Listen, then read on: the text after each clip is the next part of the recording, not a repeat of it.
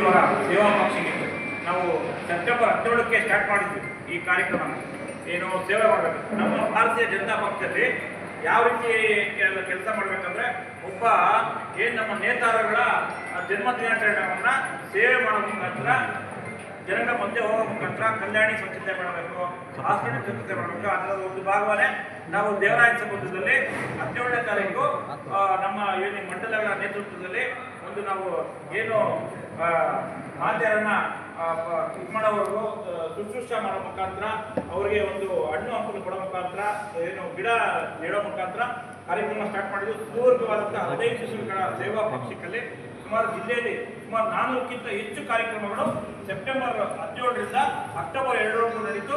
ನಮಗೆ ಸಮಯಾವಕಾಶ ಇದ್ದಿದ್ದಕ್ಕೆ ಇವತ್ತು ವಾಲ್ಮೀಕಿ ಜಯಂತಿ ದಿವಸ ನಮಗೆ ಇವತ್ತು 2 ವಿಭಾಗವನ್ನು ವಿಧಾನಸಭಾ ಕ್ಷೇತ್ರದವರು ಇವತ್ತು ಬ್ಲಡ್ ಕ್ಯಾಂಪ್ ಇಟ್ಟಿದ್ದಾರೆ. ತುಂಬ ಒಂದು ಒಳ್ಳೆಯ ಕೆಲಸ ನಾನು ಭಾಗಿಯಾಗಿದ್ದೇನೆ. ನಮ್ಮದು ಇವತ್ತು ಮೋದಿಯವರ 75 ವರ್ಷ ತುಂಬಿರೋದಕ್ಕೆ ಇವತ್ತು ಸೇವಾ ಕಾರ್ಯ 75 ಯೂನಿಟ್ ಕಂಪಲ್ಸರಿ ಆಗಬೇಕಂತ ಮೊನ್ನೆ ಕೆಜೆಪಲ್ಲಿ 168 ಯೂನಿಟ್ ಆಯಿತು, ಶ್ರೀನಿವಾಸಪುರದಲ್ಲಿ 87 ಯೂನಿಟ್ ಆಯಿತು. ಈ ಥರ ಎಲ್ಲ ಕಡೆ ಮಾಡ್ತಿದ್ದೆ. ಪ್ರತಿ ಮತ್ತು ಮಾಲೂರು ಕೂಡ ಬ್ಲಡ್ ಕ್ಯಾಂಪ್ ನಡೀತಿದೆ. ಮೊನ್ನೆ ಒಂದು ಬ್ಲಡ್ ಕ್ಯಾಂಪ್ ಆಯಿತು, ಶ್ರೀನಿವಾಸಪುರ 2 ಬ್ಲಡ್ ಕ್ಯಾಂಪ್ ಆಯಿತು. ಕಲ್ಯಾಣಿ ಸ್ವಚ್ಛತೆ ಮಾಡೋದು ಮತ್ತು ಇದ್ರ ಸೆಂಟ್ರಲ್ಲಿ ಆತ್ಮನಿರ್ಭರ ಅಂದರೆ ಸ್ವದೇಶಿಯಾಗಿ ಇವತ್ತು ನಾವೇನು ಆಪರೇಷನ್ ಸಿಂಧೂರ್ ಮಾಡಿದ್ವಿ, ಯಥೇಚ್ಛವಾಗಿ ಬಳಸಿರುವಂಥ ಎಲ್ಲ ಬಿಸಿನೆಸ್ ಕೂಡ ಆತ್ಮನಿರ್ಭರದಲ್ಲಿ ತಯಾರಾಗಿರ್ತದೆ. ಇವತ್ತು ವಿದೇಶದವರು ಬಂದು ನಾವು ಆ ಒಂದು ಕಾಲದಲ್ಲಿ 14 ವರ್ಷ ಹಿಂದೆ 99% ಏನು ನಾವು ಬಿಸಿನೆಸ್ನ ಎಲ್ಲಾನು ನಾವು ಬೇರೆ ಕಡೆಯಿಂದ ತಗೊಳ್ತಾ ಇದ್ವಿ, ಇಂಪೋರ್ಟ್ ಮಾಡ್ಕೊತಾ ಇದ್ವಿ. ಇವತ್ತು ಮೋದಿ ಅವರು ಬಂದಮೇಲೆ ಸುಮಾರು ನಮ್ಮ ಒಂದು ಏನು ವೆಪನ್ಸ್ಗೆ, ನಮಗೊಂದು ಮಿಸೈಲ್ಸ್ಗೆ ಹೆಚ್ಚು ಬೇಡಿಕೆ ಇದೆ. ಅದು ಒಂದು ಪರೀಕ್ಷೆನೇ ಆಪರೇಷನ್ ಸಿಂಧೂರದಲ್ಲಿ ಎಷ್ಟು ನಾವು ಉಪಯೋಗಿಸಿದ್ರೆ ಅಷ್ಟು ಉಪಯೋಗಿಸಿದಂಥ ಏನು ವೆಪನ್ಸ್ ಇರ್ಬೋದು. ಒಂದು ಬ್ರಹ್ಮೋಸು ಬಿಟ್ಟರೆ, ಬ್ರಹ್ಮೋಸ್ 2 ರಷ್ಯಾ ಮತ್ತು ಭಾರತ ಫಿಕ್ಸ್ ಮಾಡಿದ್ದು ಬ್ರಹ್ಮೋಸು. ಅದು ಬಿಟ್ಟರೆ ಏನು ಮಿಸೈಲ್ಸ್ ಎಲ್ಲ ಯೂಸ್ ಮಾಡಿದ್ರೆ ಎಲ್ಲ ಸ್ವದೇಶಿ ನಿರ್ಮಿತ. ಯಾಕೆ ಆತ್ಮನಿರ್ಭರ ಅಂದರೆ ಟ್ಯಾಕ್ಸ್ ಕಮ್ಮಿ ಮಾಡಬೇಕು, ಸ್ವದೇಶಿ ಏನು ಉದ್ಯೋಗ ಸೃಷ್ಟಿ ಆಗಬೇಕು, ನಾವು ಸ್ವಂತ ತಯಾರಿಕೆ ಮಾಡುವಂಥ ಕೆಲಸ ಆಗಬೇಕು. ಮತ್ತು ಇವತ್ತಿನ ಒಂದು ಪ್ರಮಾಣ ಮಾಡೋ ಮುಖಾಂತರ ಮೋದಿಯವರ ಒಂದು ಕಲ್ಪನೆ ಇದೆ, ಗಾಂಧಿಯವರ ಕಲ್ಪನೆ ಇದೆ. ಸ್ವದೇಶಿ ವಸ್ತುವಿಗೆ ಉನ್ನತವಾದ ಸ್ಥಾನ ಸಿಗಬೇಕು, ಸ್ವದೇಶದಲ್ಲಿ ಜಾಸ್ತಿ ಉದ್ಯೋಗ ಸೃಷ್ಟಿ ಆಗಬೇಕು, ಟ್ಯಾಕ್ಸ್ ಕಮ್ಮಿ ಮಾಡಬೇಕು, ಇಂಪೋರ್ಟ್ ಕಮ್ಮಿ ಮಾಡಬೇಕು, ಎಕ್ಸ್ಪೋರ್ಟ್ ಜಾಸ್ತಿ ಮಾಡಬೇಕು. ಏನಿವತ್ತು ಭಾರತ ದೇಶ ಇದೇ 11 ವರ್ಷಗಳ ಹಿಂದೆ ಯಾರ ಮೇಲೆ ಫೈಟ್ ಮಾಡ್ತಾ ಇದ್ರಿ? ಪಾಕಿಸ್ತಾನ ಮೇಲೆ ಫೈಟ್ ಮಾಡ್ತಾ ಇದ್ರಿ ನಾವು. ಇವತ್ತು ಅಮೆರಿಕ ಮೇಲೆ ಫೈಟ್ ಮಾಡೋ ಶಕ್ತಿ ಯಾರಿಂದ ಬಂತು? ಮೋದಿಯಿಂದ ಬಂತು.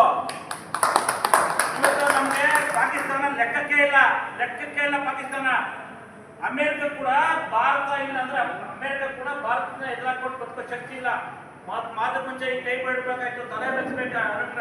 ಅಮೆರಿಕ ಹೇಳಿದ್ರೆ ಯುದ್ಧ ನಿಲ್ಲಿಸಬೇಕಾಯ್ತು, ಅಮೆರಿಕ ಹೇಳಿದ್ರೆ ಎಕ್ಸ್ಪೋರ್ಟ್ ನಿಲ್ಲಿಸಬೇಕಾಯ್ತು, ಅಮೆರಿಕ ಹೇಳಿದ್ರೆ ಉದ್ಯೋಗಗಳನ್ನ ವಾಪಸ್ ಕಳಿಸಬೇಕಾಯ್ತು. ಆ ವ್ಯವಸ್ಥೆ ಇವತ್ತಿಲ್ಲ. ಮೋದಿ ಒಬ್ಬರು ಇವತ್ತು ವಿದೇಶಿ ಪ್ರವಾಸ ಮಾಡುವಾಗ ಹೇಳ್ತಾ ಇದ್ರು, ಶೂಟು ಬೂಟ್ ಹಾಕೊಂಡು ಮಾಡ್ತಾ ಇದ್ರೆ. ವಿದೇಶದಲ್ಲಿ ಎಷ್ಟು ದೇಶವಿದೆ ಅಷ್ಟು ವಿಶ್ವಾಸವನ್ನ ಗಳಿಸಿರುವಂತ ಏಕೈಕ ವ್ಯಕ್ತಿ ಮೋದಿಯವರು. ಅಂತ ಒಂದು ಪಕ್ಷದಲ್ಲಿ ನಾವು ಕಾರ್ಯಕ್ರಮ ಮಾಡ್ತಾ ಇದ್ರಿ.